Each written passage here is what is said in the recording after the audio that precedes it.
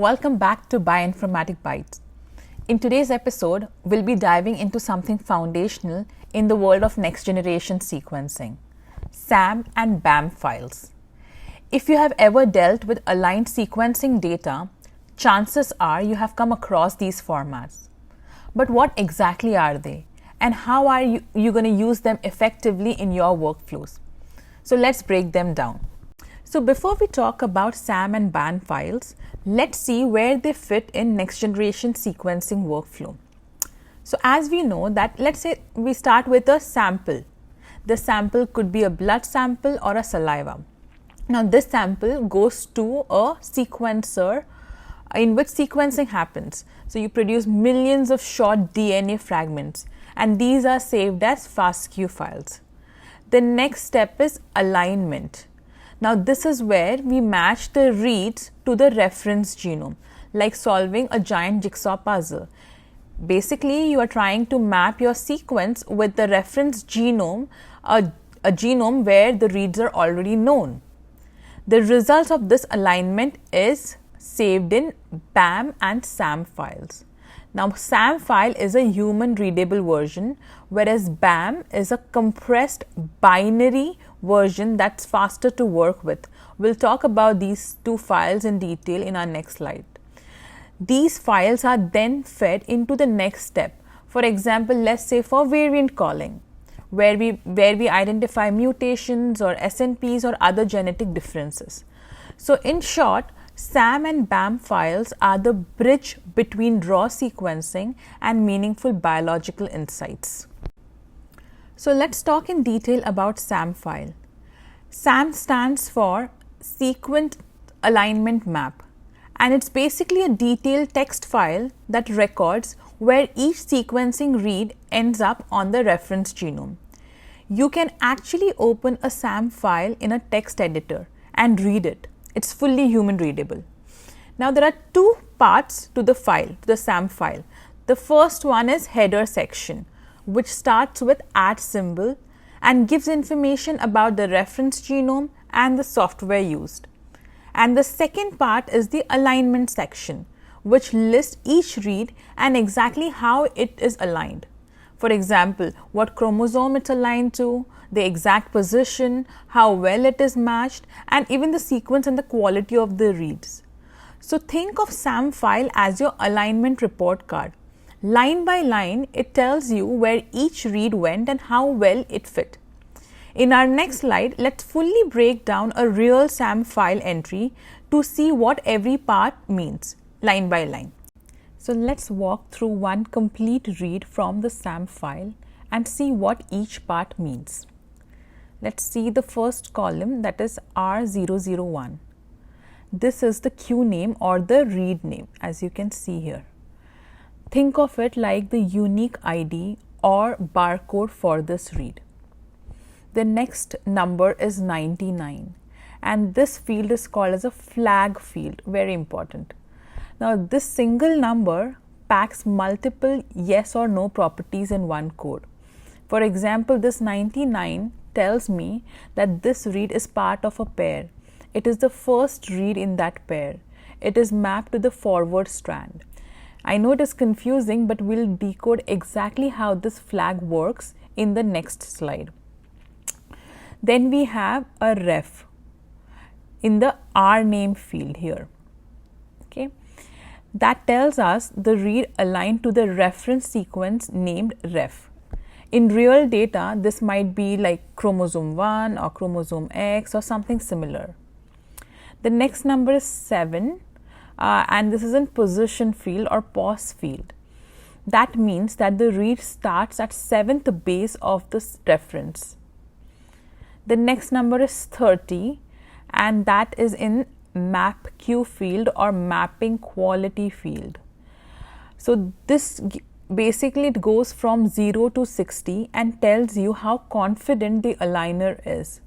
A score of 30 means roughly a 1 in 1,000 chance that the read is placed incorrectly. Now the next field is CIGAR field, and it's a big number here. Now, this is a very interesting field. It's basically a compact way SAM files describe how the read aligns. But don't worry, I won't be talking in detail about this field in this slide, but I have a separate slide in my later section of the presentation. The next field is this equal to sign, and this is in our next field, and which means that it tells you that the mate read, where the mate read has been aligned. Now, what I mean by that is, when you do pair end sequencing, the sequencer reads both ends of the DNA fragment. Read 1 starts from one end of the fragment and read 2 starts from the opposite end. Now, these two reads are nothing but mates. They belong to the same original DNA fragment, and their relationship is recorded in the SAM and BAM file.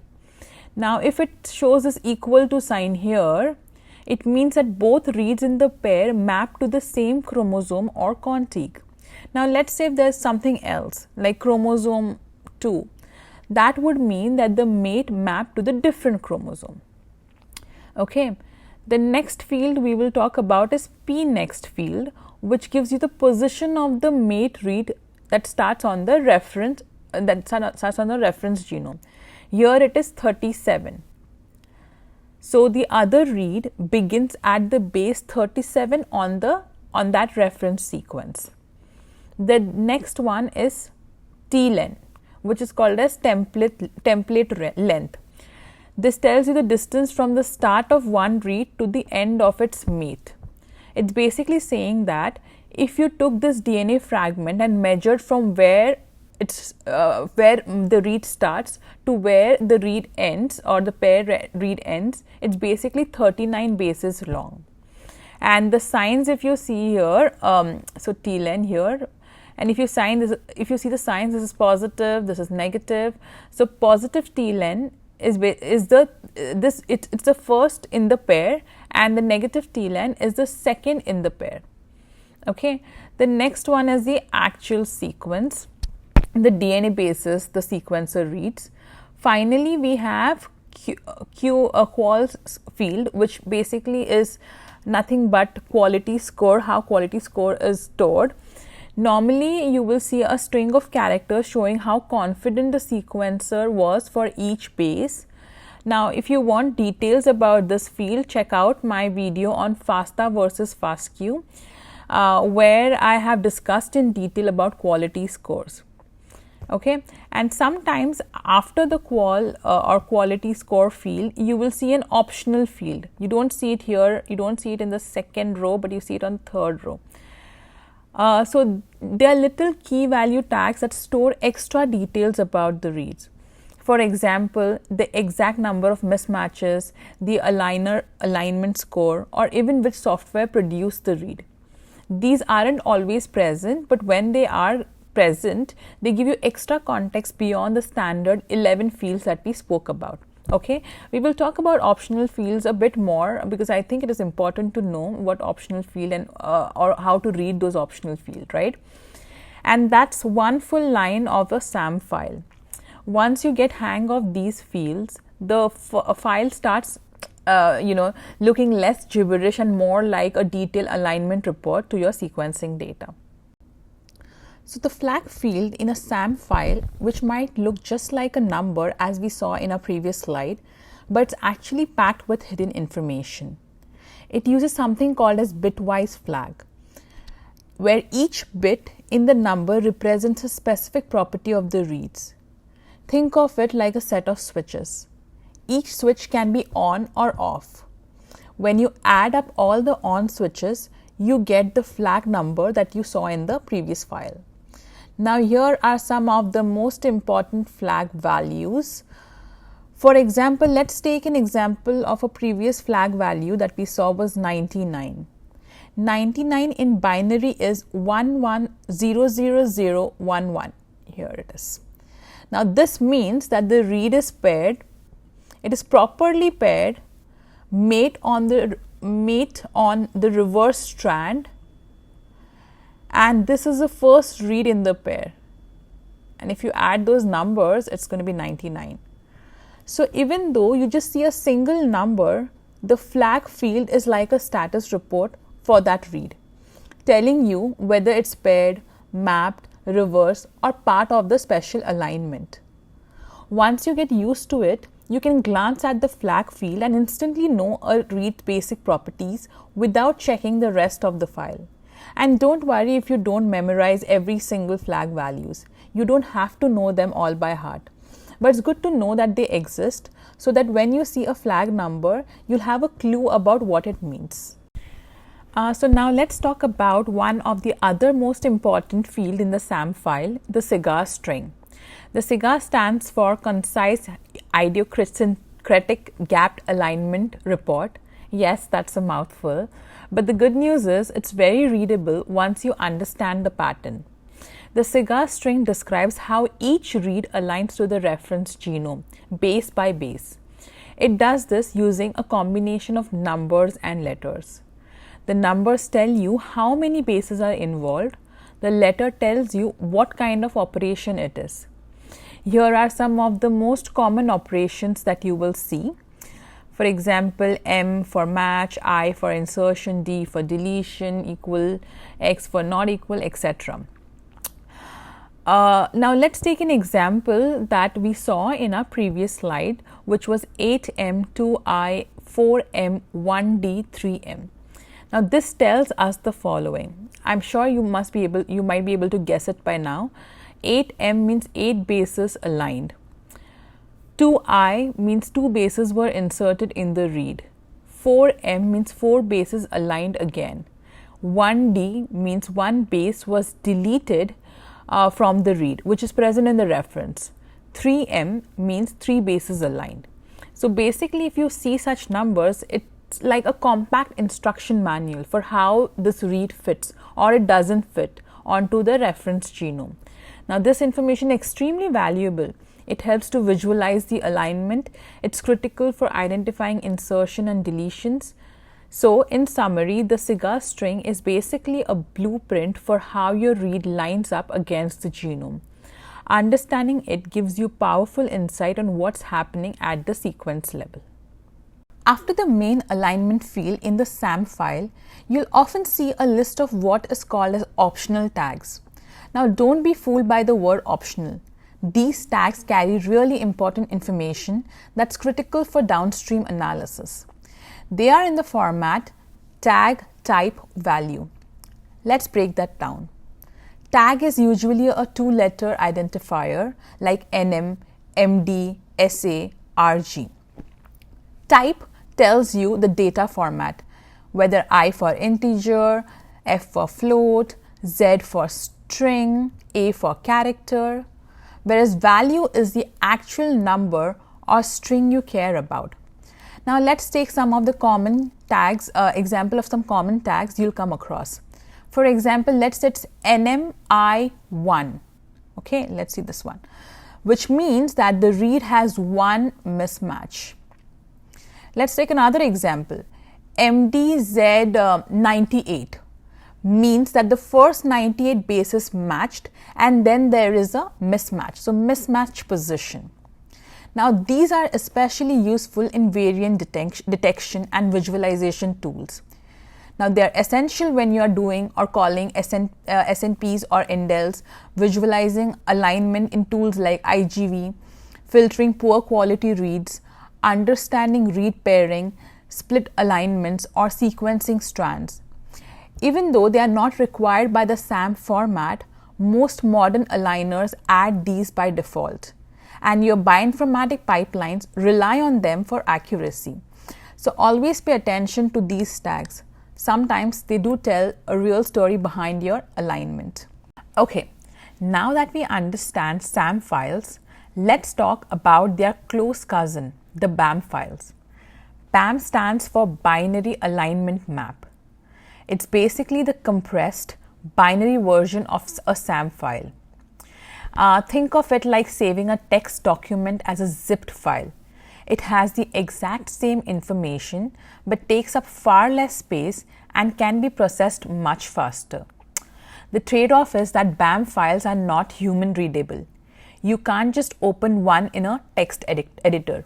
you'll need special tool like samtools view to look inside the BAM file. Okay, so let's just see the difference between SAM file formats and BAM file formats. SAM file, as mentioned previously, is a human-readable text file. You can open it in any text editor and see the alignment information directly. That's great for learning and debugging, right? So it is human-readable text file and it is great for learning and debugging. But the downside is it's very big files. So file size is very big. This is where BAM file comes in picture. BAM is simply the compressed binary version of SAM files. It contains exactly the same information, same alignment, same optional field, but stored in a way that computers can read much faster and store more efficiently. Thus, it is faster to process BAM file compared to the SAM file. Another difference is indexing. You can create an index file with BAM file here, okay, it can be indexed to instantly jump to any region of the genome without reading the entire file, which is not supported in case of SAM files. So, BAM files take up less space, are quicker to search through, and are the format of choice for most bioinformatic tools. If you want, you can still convert BAM file to SAM file whenever you need to actually read it using specific tools. So a typical workflow looks like this. Okay, you align your reads to the reference genome, you get the SAM file, you convert it to BAM for storage and processing.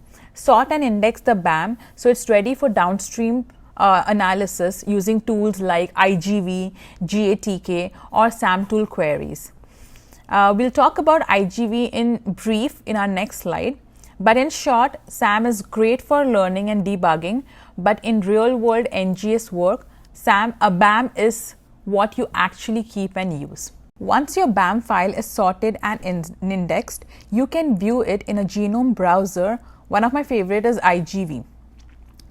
IGV shows your aligned reads, where they sit in the genome, how much coverage you have, and any mismatches that might be interesting. It's a quick and a powerful way to spot patterns, check quality, and explore your data visually. I'll be covering more on visualization in my upcoming videos, so stay tuned. Before we wrap up, here are some of the important commands you'll want to remember when working with SAM or BAM files, like how to peek inside a BAM file, convert SAM to BAM file formats, sort alignments, create index for fast lookup, summary stats, and quick check. So these are some of the interesting commands that would be useful and handy while working with SAM and BAM files. Let's take a quick recap of what we have covered. We saw how SAM and BAM files fit into the NGS workflow right after read alignment. We saw that a SAM file is a human readable file text format with alignment information, whereas BAM files, it is a compressed binary version, smaller in size and faster for computers to process. We also explored the structure of SAM file, the header section and the alignment section. The header section describes the reference and the alignment settings. The alignment section contains key fields like QName, FLAG, RName, position, MapQ, CIGAR, and optional tag.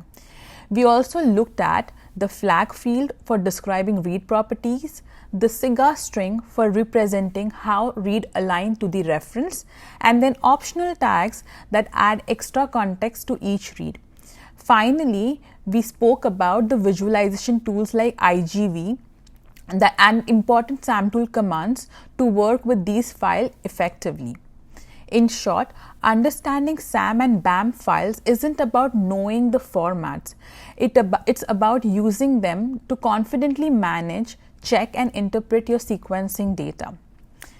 Thank you so much for watching this episode of Bioinformatics Bytes. Please hit like button, subscribe for more such episodes, and drop in a comment if you found this helpful or have any questions for future videos. Bye.